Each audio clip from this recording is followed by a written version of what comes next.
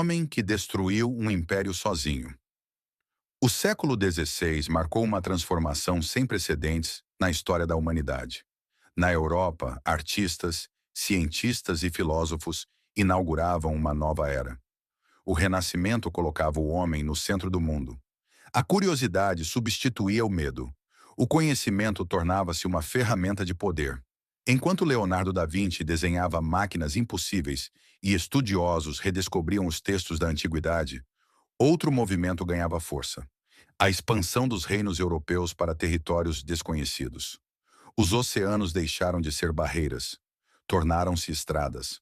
Foi nesse contexto que um homem partiria rumo ao desconhecido e mudaria para sempre o destino de um dos maiores impérios das Américas. Seu nome era Hernán Cortés, e sua história mostra como a inteligência estratégica pode ser tão devastadora quanto um exército. O Império Inabalável. Antes da chegada dos espanhóis, o Império Azteca dominava grande parte do atual México. Eles não eram apenas um povo, eram os herdeiros de tradições milenares na Mesoamérica. Tenochtitlan, a capital, fundada sobre uma profecia em uma ilha no Lago Texcoco, era uma maravilha da engenharia.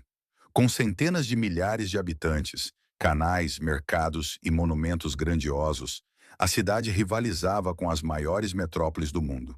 Ela possuía aquedutos duplos, jardins flutuantes conhecidos como chinampas, e um sistema de esgoto que faria muitas capitais europeias da época parecerem vilarejos rurais. O poder asteca era mantido por um sistema de tributos implacável. Eles exigiam de cidades vizinhas não apenas ouro e plumas de quetzal, mas também escravos para o trabalho e prisioneiros para o sacrifício religioso. Essa sede espiritual por sangue era, paradoxalmente, o que mantinha os outros povos sob um estado de terror constante. O império era vasto, rico e temido. Milhões de pessoas viviam sob sua influência. Parecia impossível imaginar sua queda, mas toda potência possui uma fraqueza, e a dos astecas estava escondida dentro de suas próprias fronteiras. Para quem vivia sob o jugo de Montezuma, segundo, o império não era um orgulho, era uma ferida aberta. A chegada de Cortés. Em 1519, Hernán Cortés chegou ao continente americano com cerca de 600 homens. Ele não era um conquistador convencional enviado por uma ordem real direta. Era um aventureiro em busca de redenção e riqueza que desafiou o próprio governador de Cuba. Quando seus 11 navios tocaram a costa de Veracruz, ele tomou uma decisão que define a história. Ele mandou afundar a própria frota. Não havia retorno. Ou venciam ou morreriam. Ao avançar em direção ao coração do México, ele não encontrou apenas selvas, mas uma teia complexa de alianças políticas. Ele descobriu que a invencibilidade asteca era apenas uma fachada. Cortés, com sua mente calculista, passou a observar como um cientista.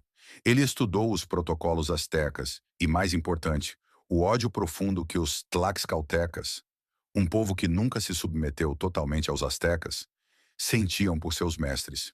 Ele percebeu que não precisava de um exército de 10.000 espanhóis. Ele precisava de um exército de 10.000 inimigos dos astecas. O tamanho de um império não determina sua força, sua unidade sim. A arma invisível. A diplomacia de Cortés foi sua maior arma. Ele usou a tradutora Malinche, uma mulher indígena que se tornou a ponte linguística e cultural entre dois mundos. Através dela, Cortés falava com a dor dos oprimidos. Ele prometia liberdade, o fim dos tributos e um novo mundo onde eles seriam os conquistadores.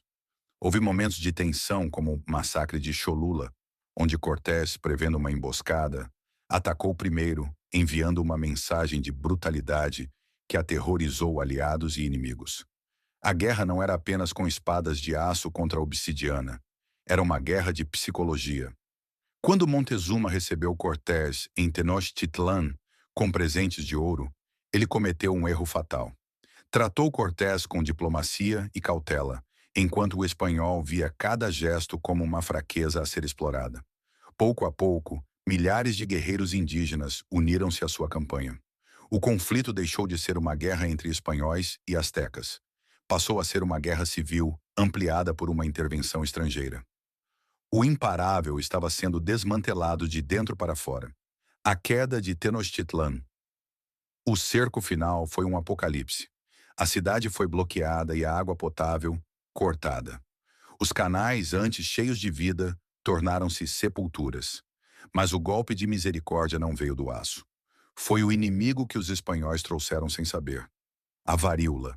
Sem imunidade biológica, a população foi dizimada. Guerreiros morriam antes mesmo de tocar suas armas. O imperador, isolado, via seu mundo definhar. A queda, em agosto de 1521, não foi uma vitória tática simples. Foi um colapso total. Quando os espanhóis finalmente entraram nas ruínas, não havia mais um império para ser governado, apenas escombros e uma nova ordem sendo cimentada sobre as cinzas de uma cultura que durara séculos. Conclusão. A história costuma celebrar batalhas, armas e conquistas. Mas a queda do Império Azteca revela algo mais profundo. Hernán Cortés não destruiu o império sozinho, mas ele foi o arquiteto da desunião. Ele venceu porque compreendeu as divisões que já existiam dentro do império. Os grandes impérios raramente caem apenas por causa de inimigos externos. Eles caem quando suas próprias estruturas começam a se fragmentar. O Renascimento ensinou aos europeus que o conhecimento era poder. Cortés transformou essa ideia em estratégia. E, ao fazê-lo, alterou o destino de um continente inteiro. Porque às vezes a força muda batalhas, mas é a compreensão das pessoas que muda a história. No fim, um império pode ser grande o suficiente para cobrir um continente, mas nunca será grande o suficiente para sobreviver às rachaduras escondidas em seu próprio alicerce.